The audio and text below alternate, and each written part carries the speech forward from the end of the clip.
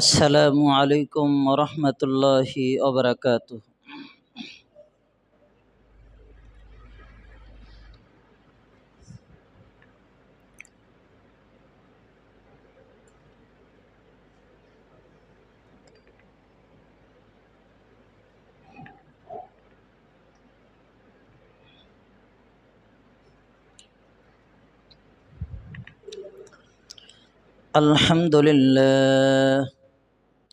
আলহামদুলিল্লাহ নাহমাদুহু ওয়া নাস্তাঈনুহু ওয়া নাস্তাগফিরুহ।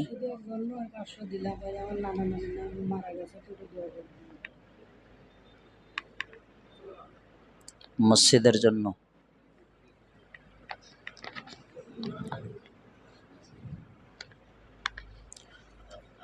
আলহামদুলিল্লাহ নাহমাদুহু ওয়া নাস্তাঈনুহু ওয়া নাস্তাগফিরুহ ওয়া নাউযু বিল্লাহি মিন শুরুরি আনফুসিনা ওয়া মিন সাইয়্যাতি আ'মালিনা।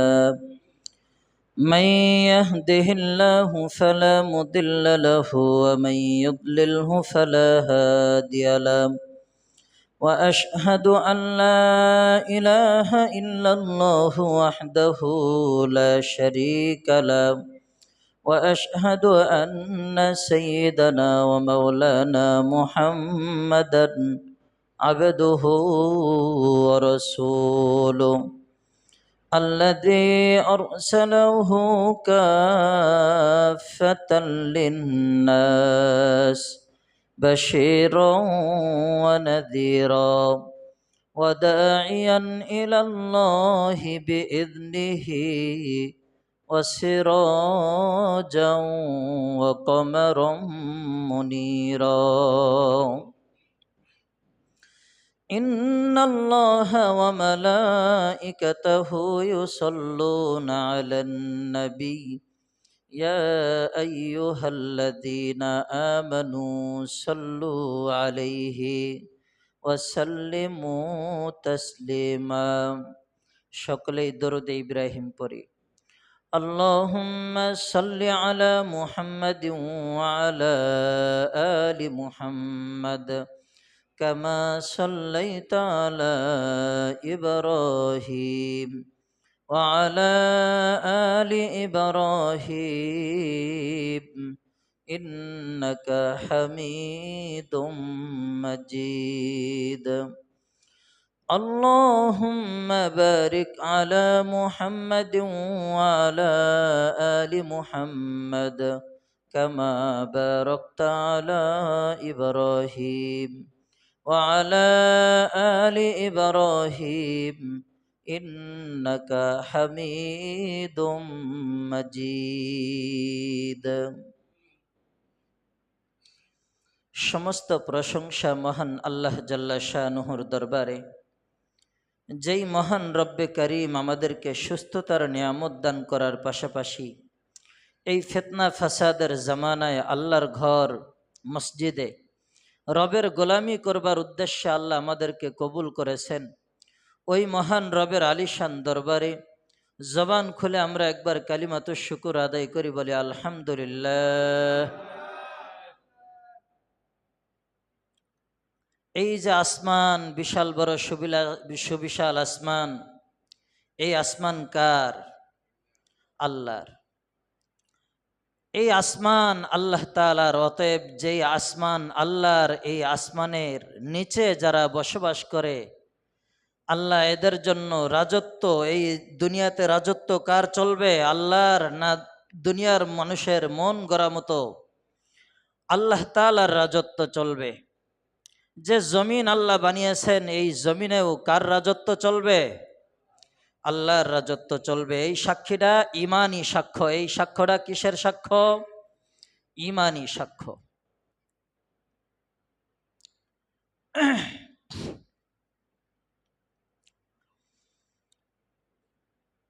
আল্লাহ রব্বুল আলামিন দুনিয়াতে মানুষকে পাঠাইছেন রবের গোলামি করবার জন্য। ওমা খালাকাতুল জিন্না ওয়াল ইনসা ইল্লা লিয়াবুদুন। আল্লাহ বলেন, মানব জাতি এবং জিন জাতি এদেরকে আমি বানাইছি আমার ইবাদতের জন্য। কার ইবাদতের জন্য? আল্লাহর ইবাদতের জন্য। আল্লাহর গোলামি করবার জন্য আল্লাহ আমাদেরকে বানাইছেন। তো এই আল্লাহ পাকের গোলামি যেন আমরা সঠিকভাবে করতে পারি, এজন্য যুগে যুগে নবী রাসূলদেরকে পাঠিয়েছেন, যেন জাতি বিভ্রান্তিতে চলে না যায়, হেদায়েতের পথে থেকে আল্লাহকে ভুলে না যায়, বরং হেদায়েতের পথে থেকে আল্লাহকে পাইতে পারে, আল্লাহর পরিচয় লাভ করতে পারে।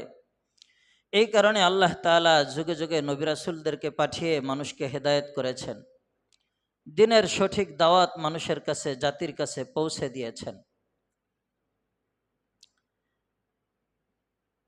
অতীতকালে, অতীত জামানায়, আল্লাহর রাসূলের জামানায় সাহাবীদের ঈমান কেমন দীপ্ত ঈমান ছিল। তারা আল্লাহর রাসূলের জন্য কি পরিমাণ কুরবানি এবং দ্বীনের জন্য, আল্লাহর জন্য কি পরিমাণ ত্যাগ স্বীকার করেছেন।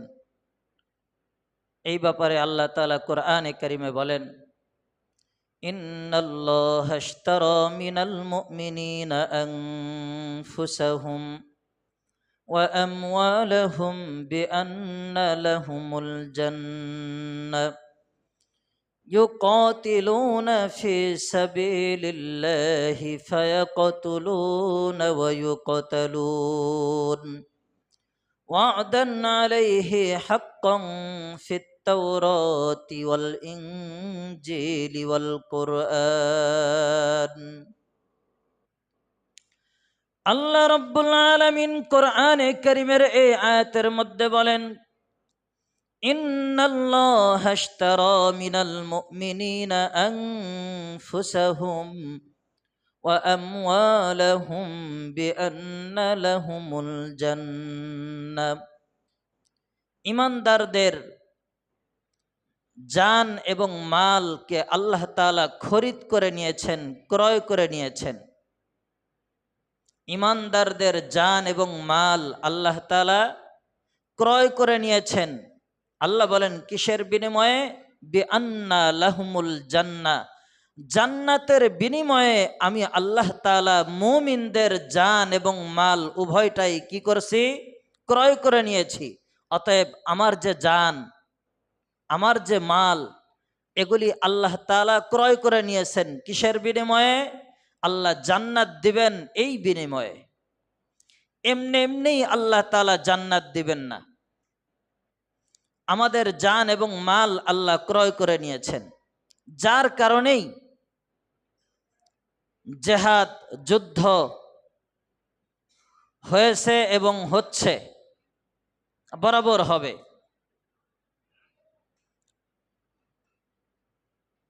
ইতিহাসে সবচেয়ে বড় একটা যুদ্ধ আল্লাহর রাসূলের জামানায় যে হয়েছিল, সেই যুদ্ধের নাম হলো মুতার যুদ্ধ। এই মুতার যুদ্ধে মুসলমানদের সৈন্য সংখ্যা ছিল মাত্র ৩,০০০, আর ইয়াহুদি কাফের মুশরিকদের সৈন্য ছিল ২,০০,০০০। ২,০০,০০০ সৈন্য, মুশরিকদের কাফেরদের ২,০০,০০০ সৈন্য, আর মুসলমানদের সৈন্য সংখ্যা কত? ৩,০০০।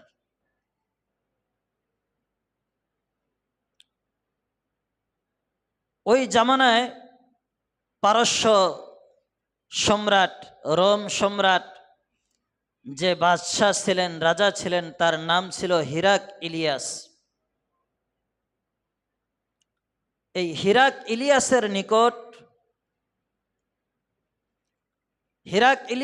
নিকট আল্লাহ তাআলা রাসূল পয়গম্বর মুহাম্মদ সাল্লাল্লাহু আলাইহি ওয়াসাল্লাম তিনি একজন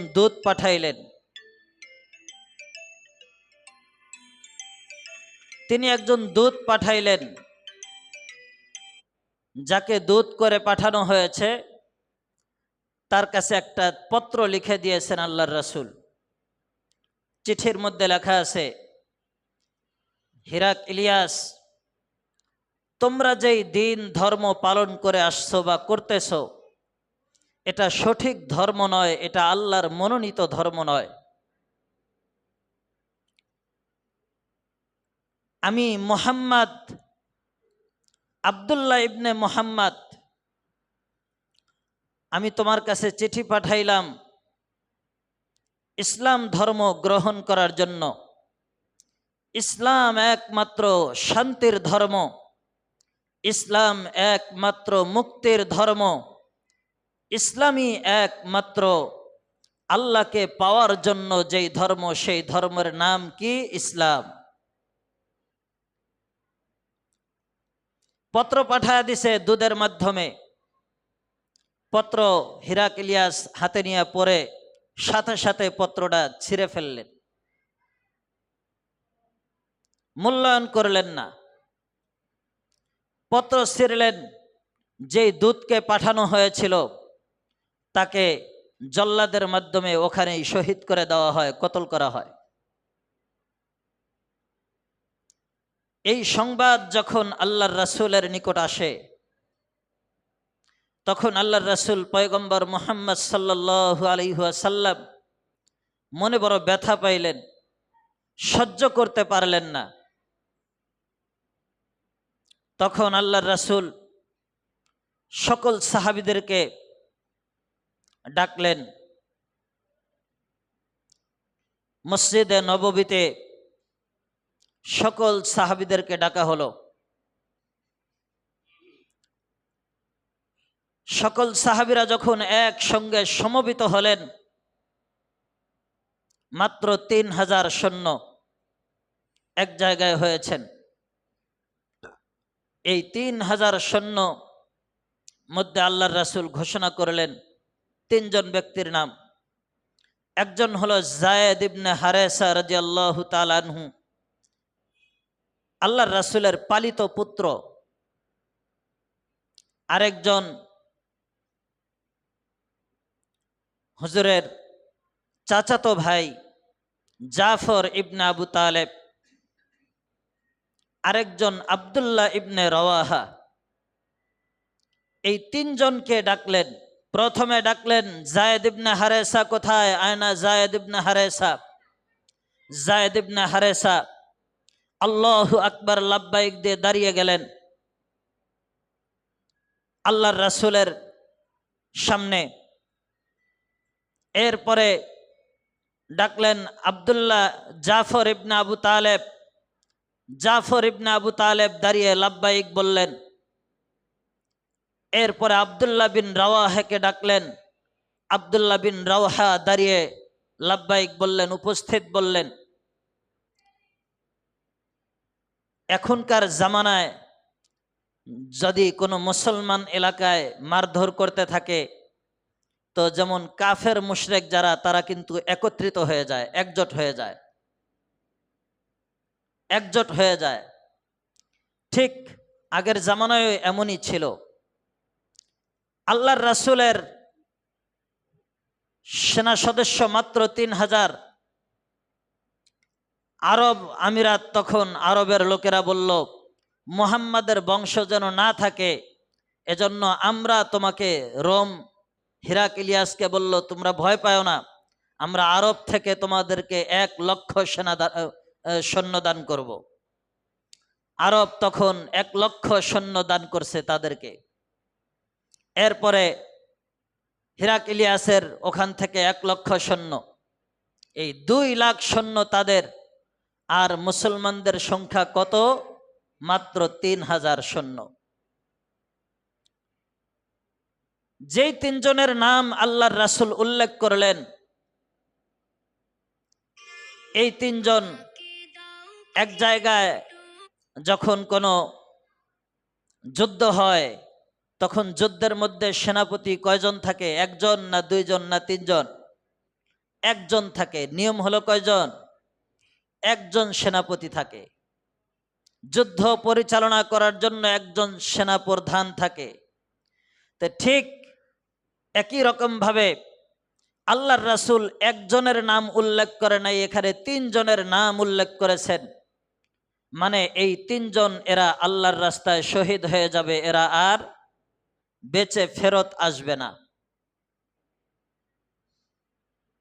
এই 3 জন আল্লাহর রাস্তায় শহীদ হয়ে যাবেন। আল্লাহর রাসূল এই মজলিসে ঘোষণা দিয়েছেন। আমাদের মতো মুসলমান হইলে এখন আমরা বলতাম যে হুজুর আপনার মাথা মনে হয় পাগল হয়ে গেছে, কোথায় 2 লাখ সৈন্য আর কোথায় 3,000 নিয়ে আপনি যুদ্ধ শুরু করতে যাচ্ছেন, আপনার মাথা কি ঠিক আছে? এ ধরনের কথা আমরা বলতাম। সাহাবীরা এগুলি কোনো কিছুই বলেন নাই। আল্লাহর রাসূল যা বলেছেন তাতেই লাব্বাইক বলেছেন। তো এই যায়েদ ইবনে হারেসা রাদিয়াল্লাহু তাআলা আনহুকে আল্লাহর রাসূল বুকে নিয়ে বললেন, তুমি তো আমার সন্তানের মতো, তাই এখন দিন টিকিয়ে রাখার জন্য, আল্লাহর দিন জমিনে বাস্তবায়ন করার জন্য জিহাদের ময়দানে যে শহীদ হওয়া আল্লাহর কাছে অনেক মর্যাদা রাখে। তো যায়েদ ইবনে হারেসাকে বললেন, যাও তুমি তোমার আব্বু আম্মুর কাছে যায়া বিদায় নিয়ে আসো। যায়েদ ইবনে হারেসা রাদিয়াল্লাহু তাআলা আনহু বললেন, ইয়া রাসূলুল্লাহ, আমার আব্বা তো আপনিই আমাকে লালন পালন করেছেন, আর আমার মা তো আম্মা জান আয়েশা রাদিয়াল্লাহু তাআলা আনহা আছেন, আমি আর কোথায় যাব বিদায় নেওয়ার জন্য? আমি আর কোথাও যাব না, আমি আসি উপস্থিত এখানেই, এখান থেকেই যাব। আমরা হলে হয়তো চিন্তা করতাম যেহেতু মারাই যাব, একটু ঘুরে আসি, এই চিন্তা করতাম। কিন্তু যায়েদ ইবনে হারেসা বললেন, না, আপনারা এখানে আছেন, আমি এখান থেকেই জিহাদের ময়দানে যাব, আর বাসায় যাব না। এরপরে জাফর ইবনে আবু তালেব রাদিয়াল্লাহু তাআলা আনহু, জাফর রাদিয়াল্লাহু তাআলা আনহু কে বললেন, তুমি যাও তোমার পরিবার থেকে বিদায় নিয়ে আসো। জাফর রাদিয়াল্লাহু তাআলা আনহু আগে হাবশা এলাকায় বেশিরভাগ সময় পার করেছেন, হাবশা এলাকায় থেকেছেন।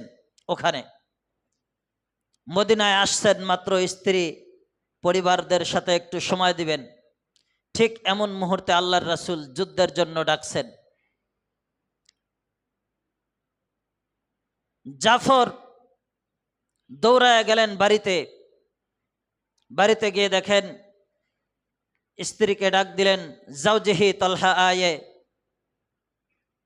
হে আমার প্রিয়তম, তুমি কি করতেছ? জাফরের স্ত্রী বললেন যে আমি রান্নার কাজ সারতেছি। তখন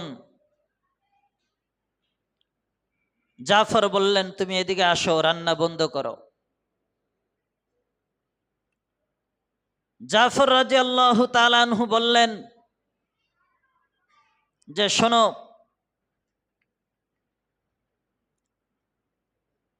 আমি এটাই তোমার সাথে শেষ দেখা।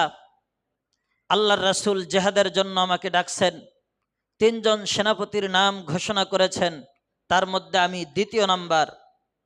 অতএব জিহাদের ময়দানে শহীদ হয়ে যাব, এর মধ্যে কোনো সন্দেহ নাই।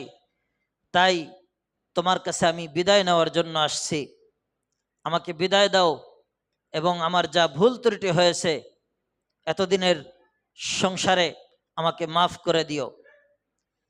এই কথা যখন বললেন, স্ত্রী মেনে নিতে পারতেছেন না। স্ত্রী আল্লাহর কাছে দোয়া করতেছেন যে আল্লাহ, তুমি আমার স্বামীকে জিহাদের ময়দানে যুদ্ধ করে গাজী হয়ে আসার তৌফিক দান করো, রিটার্ন আসার তৌফিক দান করো। তখন জাফর রাদিয়াল্লাহু তাআলা আনহু তার তলোয়ারের উল্টা পিঠ দিয়ে মৃদু আঘাত করে বললেন, উল্টা দোয়া আল্লাহর রাসূলের বিরুদ্ধে আল্লাহ কবুল করবেন না, অতএব এ দোয়া তুমি করো না।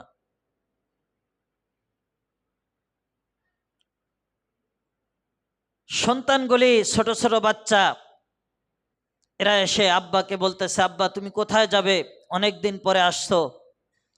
অনেকের বাবা সন্তানদেরকে সাথে নিয়ে খেলাধুলা করতে যায়, বিভিন্ন জায়গায় নিয়ে যায়। আব্বা তুমি কি আমাদেরকে সাথে নিয়ে যাবে না?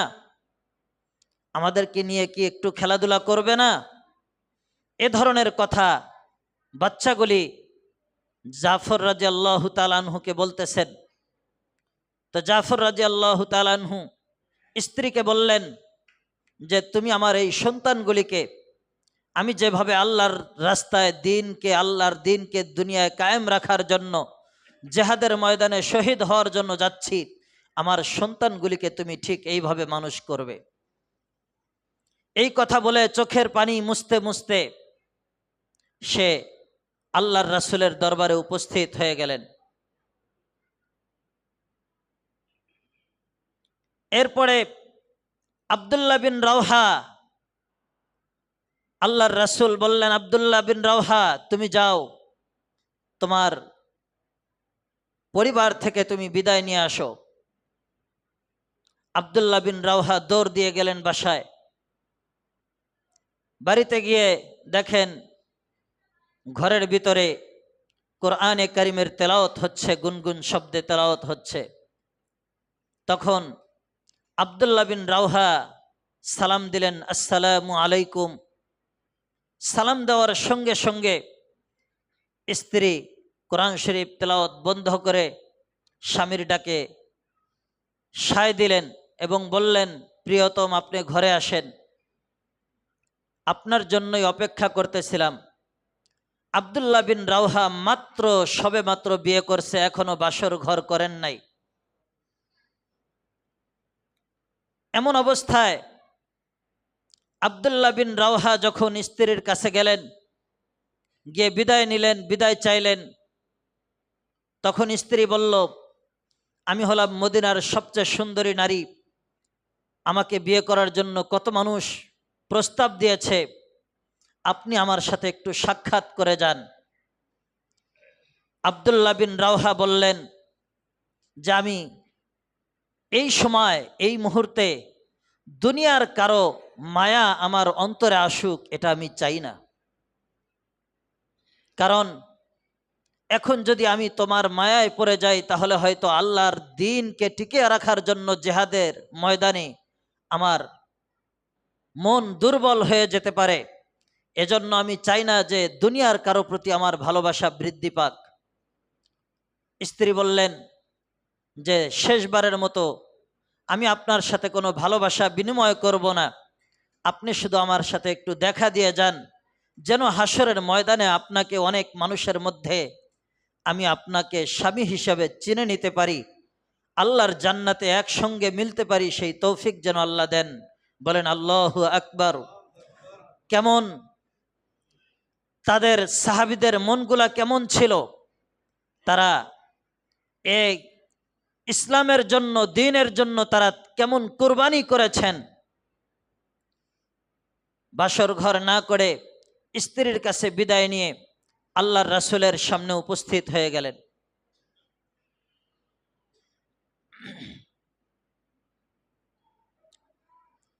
আল্লাহর রাসূলের সামনে সকল সাহাবীরা যখন একত্রিত হয়ে যায়, আল্লাহর রাসূল পয়গম্বর মুহাম্মদ সাল্লাল্লাহু আলাইহি ওয়াসাল্লাম যায়েদ ইবনে হারেসা রাদিয়াল্লাহু তাআলা আনহুর হাতে সাদা একটা পতাকা দিলেন, দিয়ে বললেন, যায়েদ ইবনে হারেসা, তোমার প্রতি আমার অনেক মহাব্বত হয়, অনেক মহাব্বত লাগে, এরপরেও দ্বীনের জন্য জিহাদের ময়দানে যাওয়া খুবই প্রয়োজন, তাই আমি তোমাকে জিহাদের ময়দানে, যুদ্ধের ময়দানে পাঠিয়ে দিলাম সেনাপতি বানিয়ে। তুমি যাও, দোয়া করি আল্লাহ যেন তোমাকে দুনিয়া আখিরাত উভয় জগতে কল্যাণ নসিব করেন। আল্লাহর রাসূল তার শাহাদাতের জন্য দোয়া করলেন, চোখের পানি ছেড়ে দিয়ে কান্না করলেন, আর বললেন, যায়েদ ইবনে হারেসা, আমি তো তোমাকেই সন্তানের মতো আদর করেছি, সন্তানের মতো লালন পালন করেছি, তাই খুব তোমার জন্য আমার মহাব্বত হয়।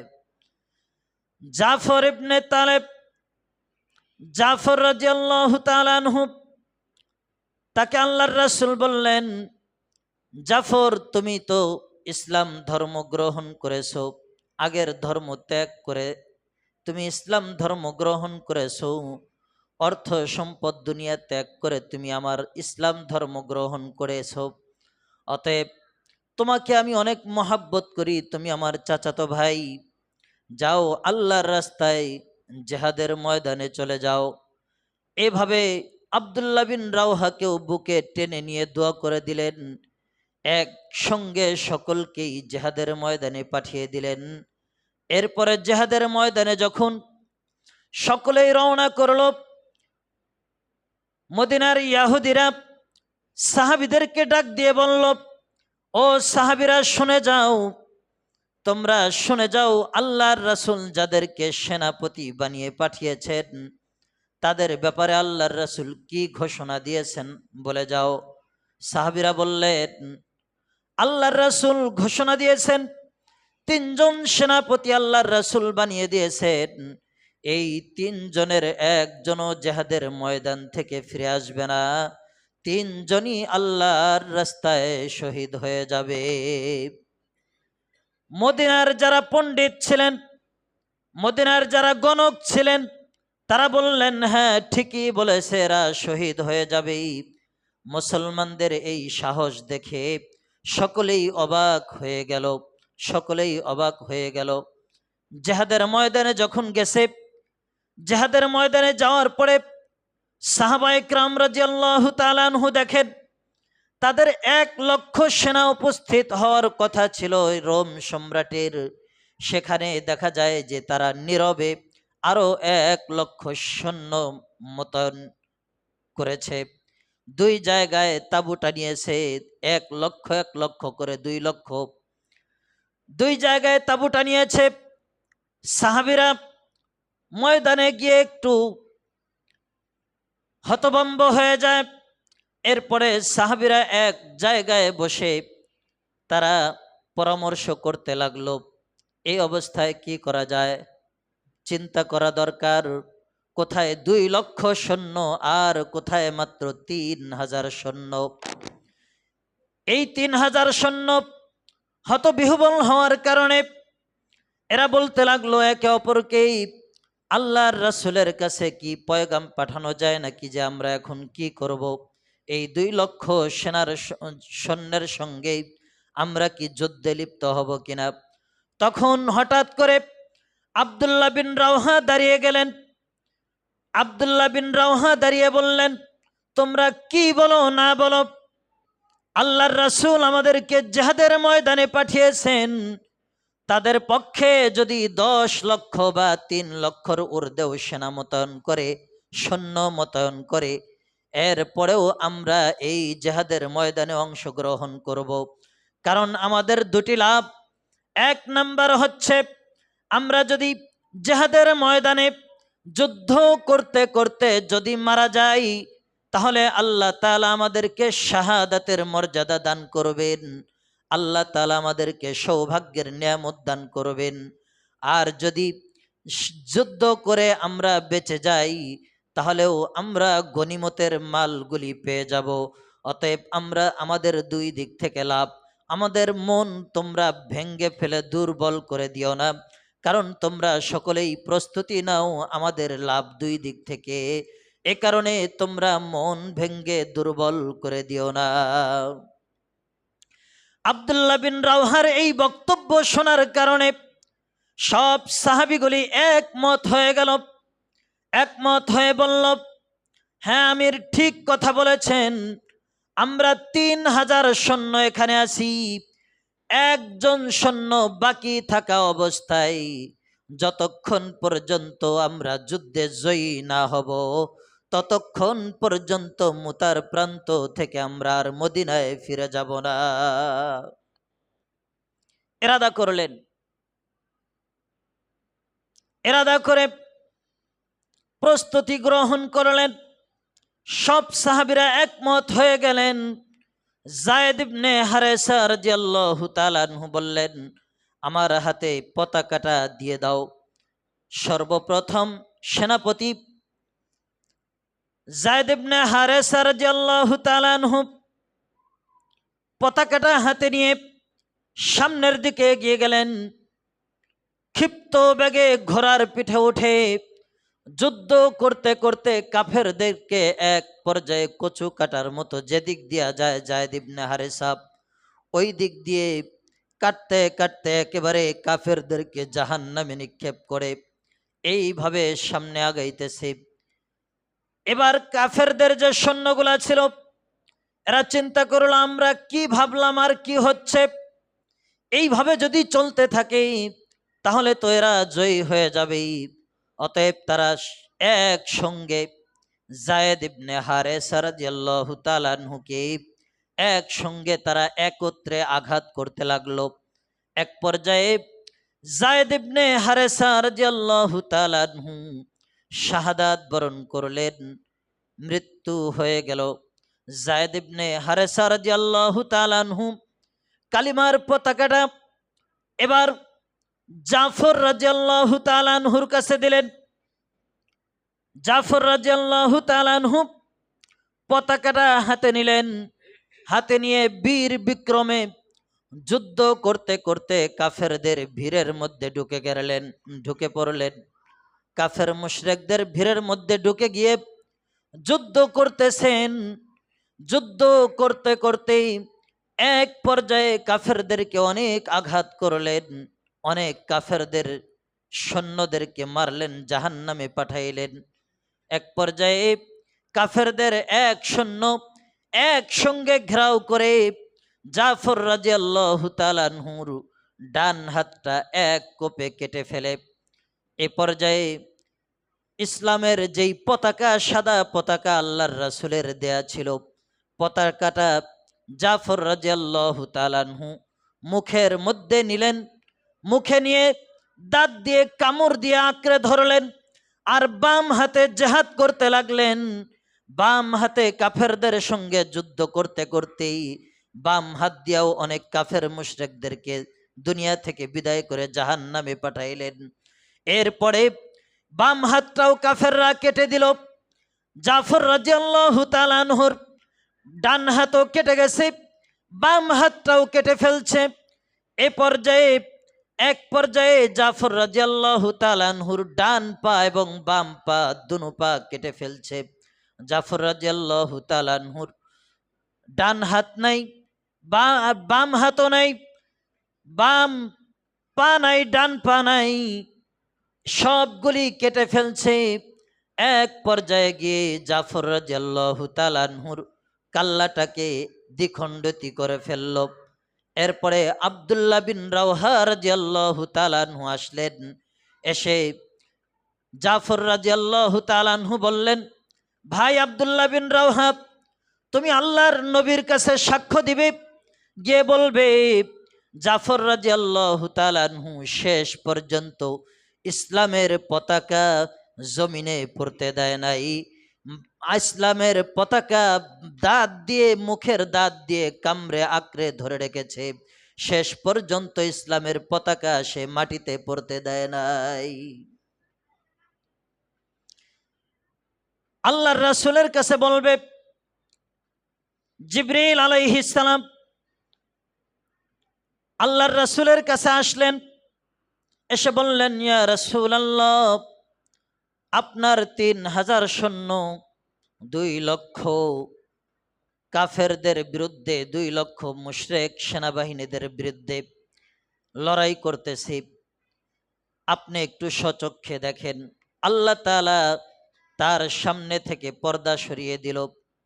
মসজিদে নববীর মধ্যে বসে আল্লাহর রাসূল এই জিহাদ সরাসরি দেখতেছিলেন। আল্লাহর রাসূল এখান থেকে অন্তর্চক্ষু যাদের আছে, ওই সময়ে আল্লাহর রাসূল ঘোষণা দিলেন, ও আমার মুসলমান সাহাবীরা শোনো, একটু আগে আমার পালিত পুত্র যায়েদ শাহাদাত বরণ করেছে, জাফর রাদিয়াল্লাহু তাআলা আনহু শাহাদাত বরণ করেছে। এখন আব্দুল্লাহ বিন রাওহা যখন পতাকা হাতে নিয়ে যুদ্ধ করতেছে, এগুলি বলতেছে জাফর রাদিয়াল্লাহু তাআলা আনহুর এই সংবাদ, শাহাদাত বরণ করেছে। জাফর রাদিয়াল্লাহু তাআলা আনহুর এই শাহাদাতের সংবাদ তার স্ত্রীর কাছে গিয়ে বলার জন্য আল্লাহর রাসূল গেলেন। আল্লাহর রাসূল যখন জাফর রাদিয়াল্লাহু তাআলা আনহুর বাড়িতে গেলেন, গিয়ে বললেন যে তার স্ত্রীকে ডাক দিলেন।